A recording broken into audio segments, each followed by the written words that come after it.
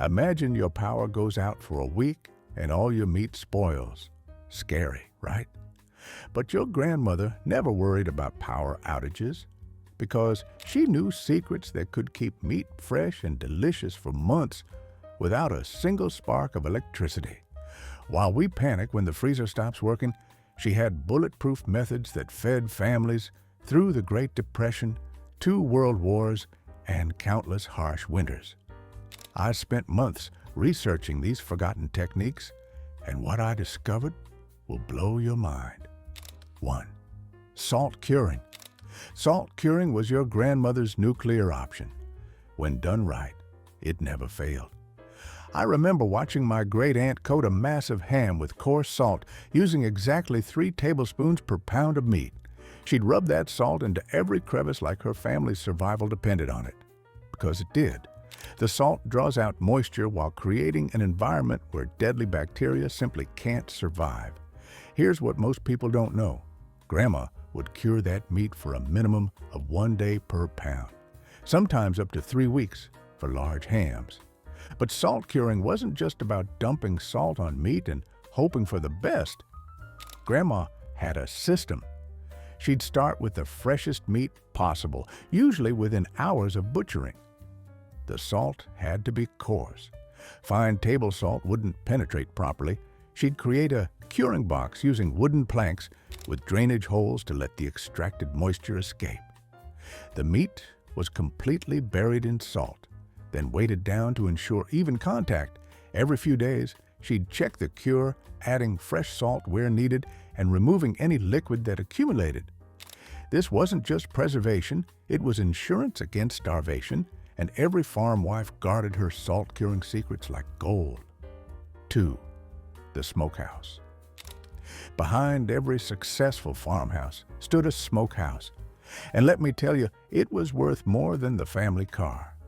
My grandfather's smokehouse was a small wooden building with racks from floor to ceiling, and the smell that came from it could make your mouth water from a quarter-mile away. Grandma knew that hickory gave the best flavor for pork, applewood made chicken taste like heaven, and oak was perfect for beef. But here's the secret most people miss. She maintained temperatures between 80 and 90 degrees Fahrenheit for days, sometimes weeks. This wasn't hot smoking like we do for barbecue. This was cold smoking that slowly dehydrated the meat while infusing it with antimicrobial compounds. The smokehouse wasn't just a building, it was a precision instrument. Grandma controlled airflow with adjustable vents, maintained consistent temperatures with carefully managed fires, and monitored humidity levels. She'd start fires before dawn, using only seasoned hardwood that had been split and dried for at least a year. Green wood would create too much moisture and ruin the cure. The fire had to produce steady smoke without flames. That required constant attention and adjustment. A properly smoked ham could hang in the pantry for 6 months. When I first tasted properly cold smoked bacon, I understood why people would trade their best livestock for Grandma's preserved meats. 3. Sugar curing. Now here's where Grandma got really clever. She discovered that mixing brown sugar with salt created something magical. Meat that was both preserved and incredibly delicious. I've tried recreating her recipe. 2 parts salt, 1 part brown sugar, with a pinch of saltpeter for that beautiful pink color. She'd coat bacon and hams in this mixture, and after 3 weeks of curing, the meat developed a mahogany color that meant it was ready. The sugar wasn't just for flavor. It fed beneficial bacteria that helped the curing process while creating that sweet, salty balance that made breakfast worth waking up for. Grandma would mix her cure in large wooden bowls, using her hands to ensure even distribution. The meat was rubbed thoroughly, then packed in the cure mixture and turned every few days. She'd test for doneness by pressing the meat. Properly cured bacon would feel firm but not rock hard. The sugar caramelized slightly during the curing process, creating that distinctive mahogany color and complex flavor that made sugar-cured meats so prized. When I first tasted properly sugar-cured bacon, I understood why people would travel miles to trade for Grandma's preserved meats. This technique could turn an ordinary pig into a year's worth of gourmet meals. 4. Lard confit. When Grandma butchered a pig, she wasted absolutely nothing, especially the fat. She'd render that fat into pure golden lard, then use it as nature's perfect vacuum seal. The process was brilliant in its simplicity. Cook the meat thoroughly, then submerge it completely in hot lard in ceramic crocks. As the lard cooled and solidified, it created an airtight seal that kept bacteria out and flavor locked in. I've seen meat preserved this way last 8 months in a cool cellar. The French call it confit, but American grandmothers had been perfecting this technique for generations. The key to successful lard preservation was getting every detail right. The meat had to be cooked until it was falling apart tender. Any undercooked portions would spoil and ruin the entire batch. The lard had to be pure, without any water or impurities that could cause spoilage. Grandma would heat the lard to exactly 200 degrees Fahrenheit, hot enough to kill any bacteria, but not so hot that it would cook the meat further. The ceramic crocks were sterilized with boiling water, and the meat was packed carefully to eliminate air pockets. 5. Jerky making. Long before protein bars existed, your grandmother was creating the ultimate survival food, jerky. But this wasn't the tough, over-salted stuff you buy at gas stations. Grandma's jerky was an art form. She'd slice meat exactly 1/4 inch thick, always cutting with the grain for tender strips. The meat was seasoned with salt, black pepper, and whatever herbs grew in the family garden, then hung on wooden racks to dry in the sun and wind. Here's the critical part most people mess up. The weather had to be perfect. Dry, breezy days with humidity below 60% were ideal. The process took 3 to 5 days, but the result was lightweight, nutrient-dense meat that could be stored in cloth bags for up to a year. Making perfect jerky required understanding the meat itself. Grandma chose lean cuts with minimal fat. Fat would go rancid and ruin the jerky. She'd trim away every bit of visible fat and connective tissue before slicing. The knife had to be razor sharp to create clean, even cuts. Too thick, and the meat wouldn't dry properly. Too thin, and it would become brittle and crumble. The seasoning was applied evenly with just enough salt to aid preservation without overpowering the meat's natural flavor. Cowboys, miners, and travelers all depended on Grandma's jerky for sustenance during long journeys across the American frontier. 6. Pressure canning.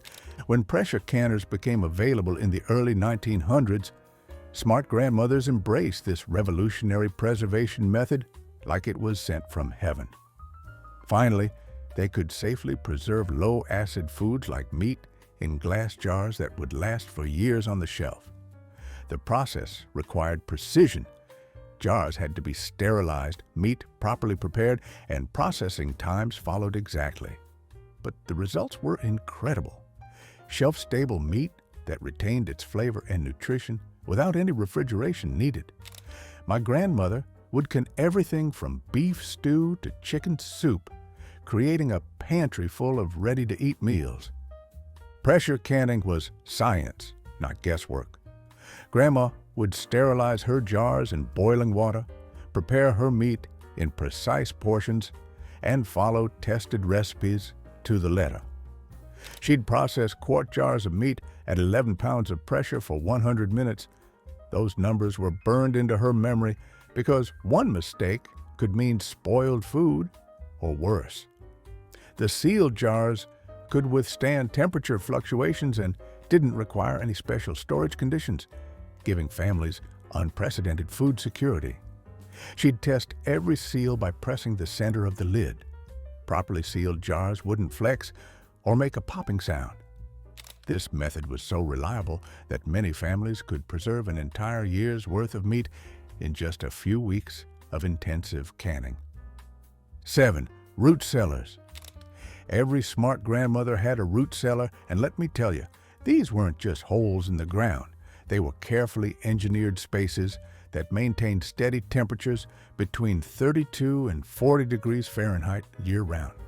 My grandfather's root cellar was dug 8 feet deep with stone walls, proper ventilation, and drainage that kept it dry but humid.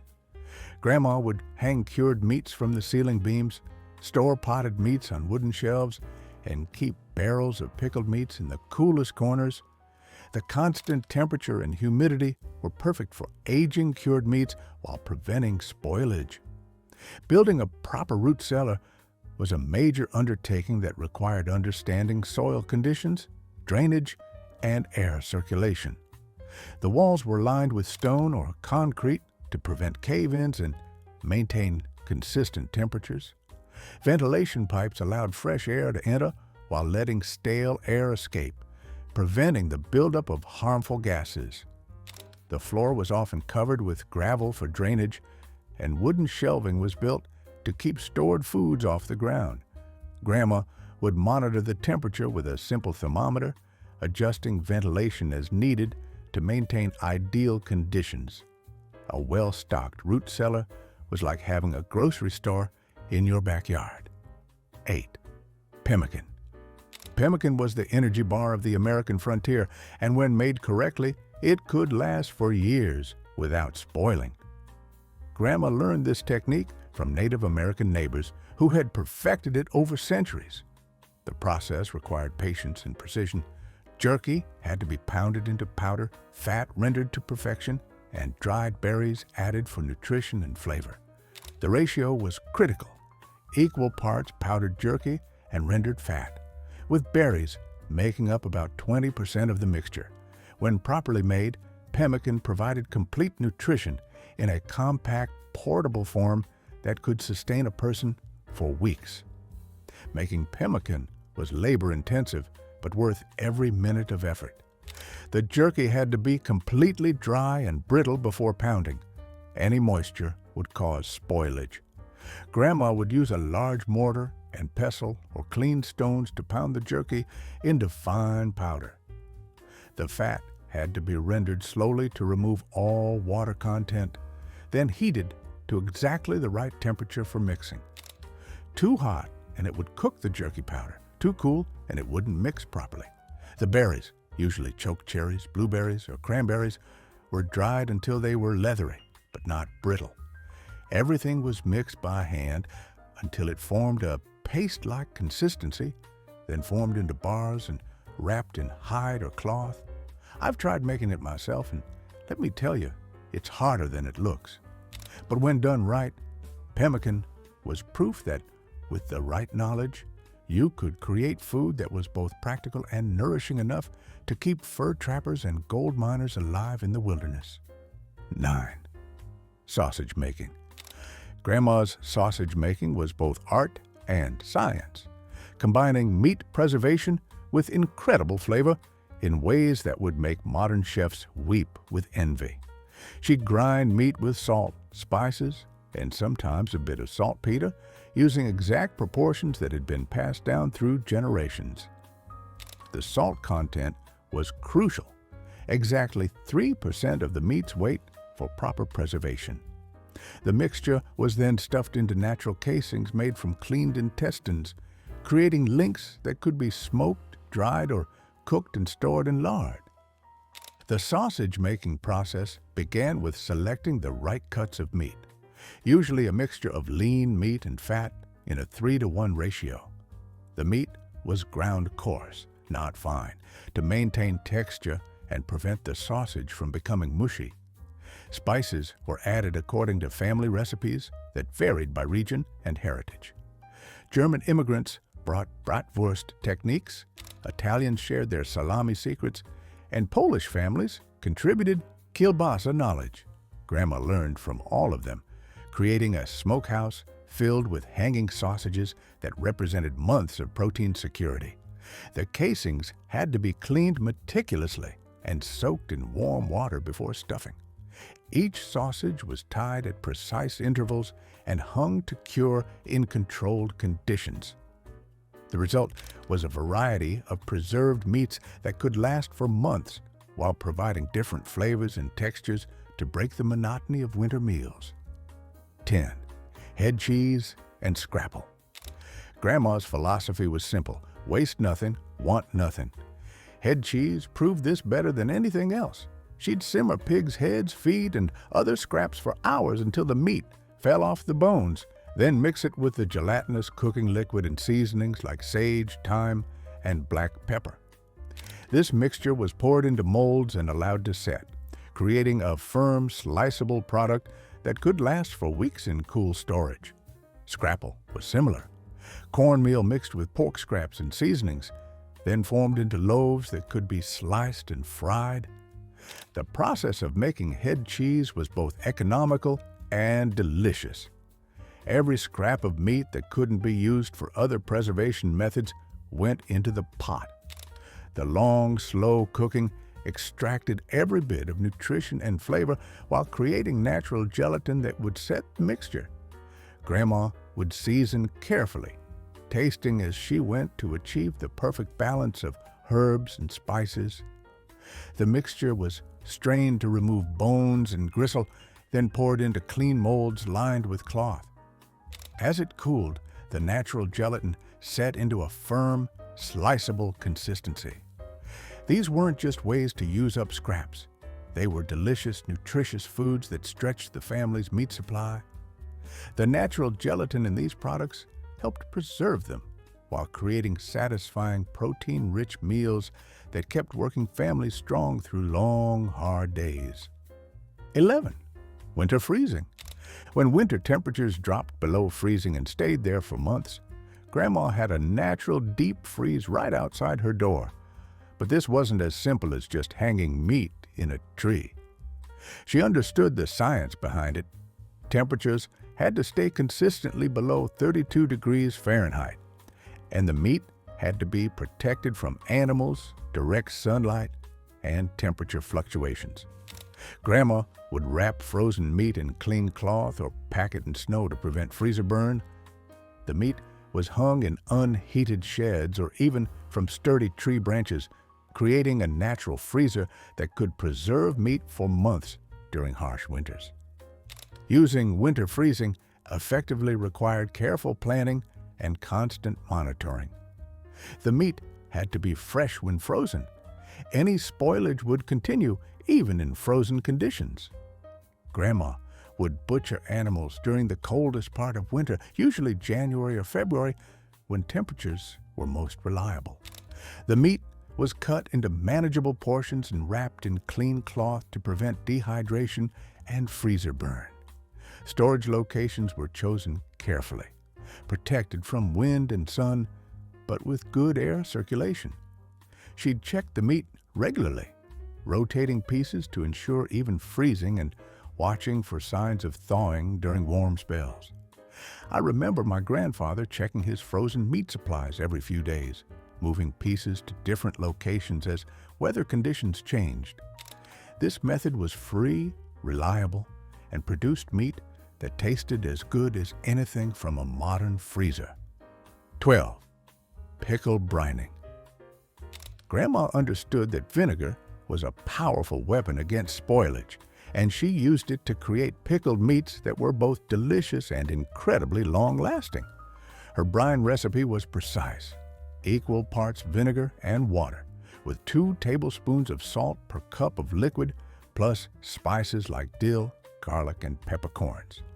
Cooked meats were completely submerged in this acidic solution, which created an environment too hostile for harmful bacteria to survive. The vinegar didn't just preserve the meat, it tenderized tough cuts and added a tangy flavor that cut through rich, fatty portions. The key to successful pickle brining was maintaining the right acidity level and keeping the meat completely submerged. Grandma would use only high-quality vinegar with at least 5% acidity. Anything weaker wouldn't provide adequate preservation. The meat was cooked thoroughly before brining, usually boiled or roasted until tender. Glass jars or ceramic crocks were sterilized with boiling water before use. The brine was heated to dissolve the salt and release the flavors from the spices, then cooled before adding the meat. A weighted plate or clean stone kept the meat below the surface of the brine.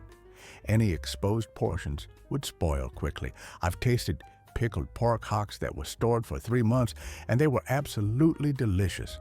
The high acidity meant these preserved meats could last for weeks, even in warm weather, making them perfect for summer when other preservation methods weren't practical.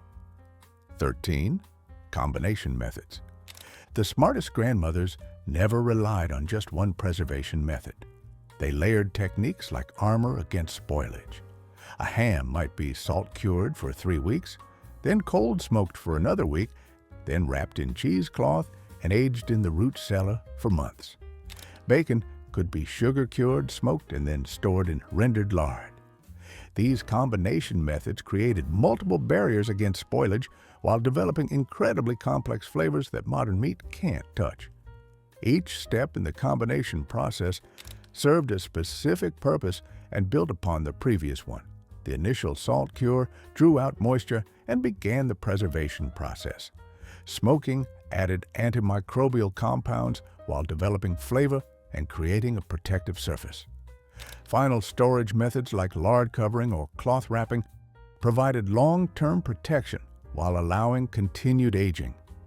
The timing of each step was crucial. Rushing any part of the process could ruin months of work.